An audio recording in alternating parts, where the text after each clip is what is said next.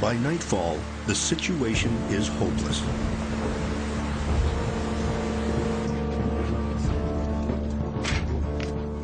When the French commander offers terms for surrender, Washington signs the soggy document. Unable to read French, he relies on a Dutch officer to translate.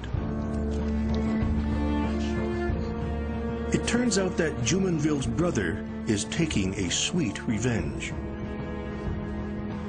Washington doesn't learn until later that the document includes a confession to the assassination of Ensign Jumonville.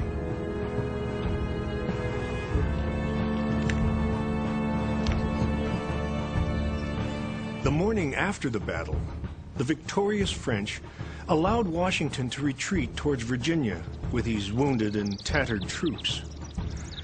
Word of his defeat spread quickly. This was not the kind of fame the young Washington had been seeking. The date, oddly enough, was the 4th of July, 1754.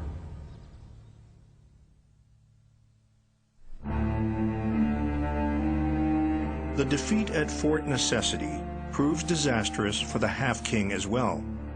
Any clout he has among the region's Indians has now evaporated. Within months, the Half-King is dead. A Delaware chief described the uncertain situation in the Ohio country that fall of 1754. Things seem to take another turn, he said, and a high wind is rising.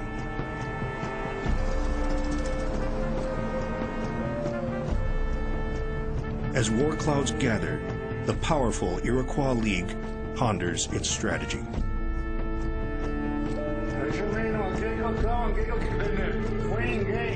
If they take sides in this white man's war, there's a good chance they will find themselves fighting against other Indians.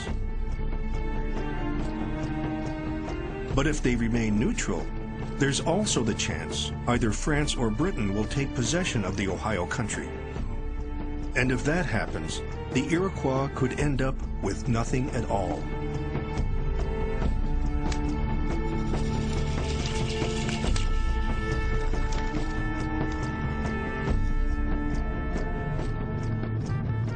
For more than 100 years, the native people of the Northeast have deftly played Britain and France against each other. But now the swelling imperial ambitions of the Europeans threaten to overwhelm them.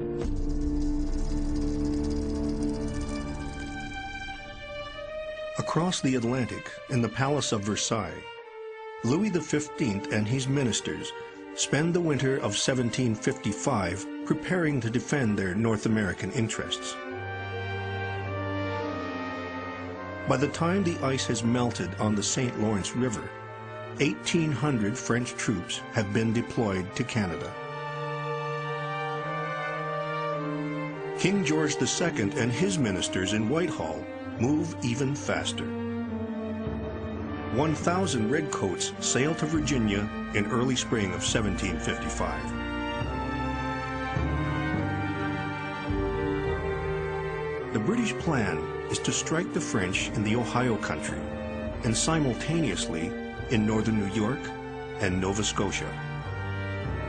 A three-pronged attack that will drive the French back into Canada. War is now inevitable. First, the troops I have the honor to command will take Fort Duquesne and thereby remove the French from the forks of the Ohio. Second, it's an audacious strategy, in keeping with the commander-in-chief sent by London to carry it out. General Edward Braddock, a politically connected career officer with little battlefield experience. Once we have secured this important post, we shall proceed to Niagara, if the season will permit. And I suppose it will, for this Duquesne can hardly detain me above 3 or 4 days. Fort Duquesne, Braddock's first objective, is held by the French and their Indian allies. It stands guard at the crucial forks, controlling all traffic through the Ohio country. To assault it is an ambitious plan.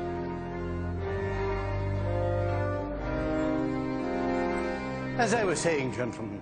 But before he even begins, the general runs into political problems. In North America. And he has given me Braddock expects the colonies to help pay for this military Let campaign. me acquaint you with the... But the governors of the colonies reply that their assemblies would prefer to be asked, not ordered. Pish, gentlemen! You cannot tell me you have not the power to make these little assemblies do the king's will. The matter is urgent. There is no time to be lost.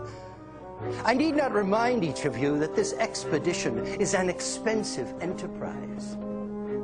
I cannot sufficiently express my indignation against the provinces of Pennsylvania and Maryland who refuse to contribute anything. As for the Indians, these savages may indeed be a formidable enemy to raw American militia, but it is impossible they should make any impression against disciplined troops.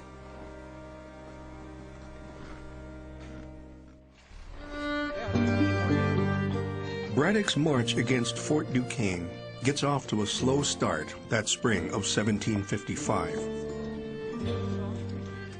The army waits at Fort Cumberland, Maryland. As in every army of the time, female camp followers are a semi-official part of the force. Close to 200 women serve as laundresses, cooks, and nurses. This washing is endless.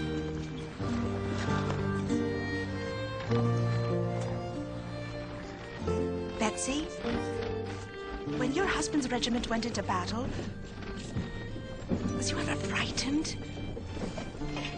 For yourself, I mean. What if the enemy was to come up from the rear? The truth say I never was with the troops in an actual battle. But I shouldn't worry about anything like that here.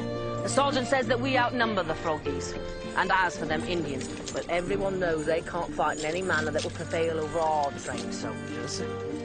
The sergeant says General Braddock don't even want them savages fighting on our side. That's how little he thinks of them. Don't talk to me about General Braddock. You did hear, didn't you, Betsy? He's ordered all us women going up country with the army to be examined for disease by the surgeons. To see if we're clean enough to march? Well, it's an insult for certain. I'm a married woman, not a whore. The men they should be looking at.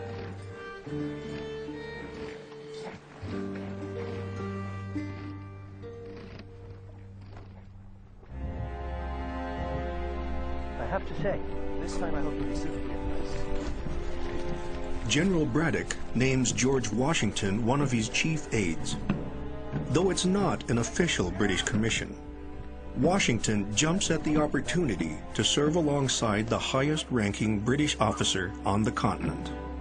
The men are looking very good indeed. Yes, sir. The general orders daily parade ground exercises to keep discipline sharp. Charge your bayonets! Rest your bayonets!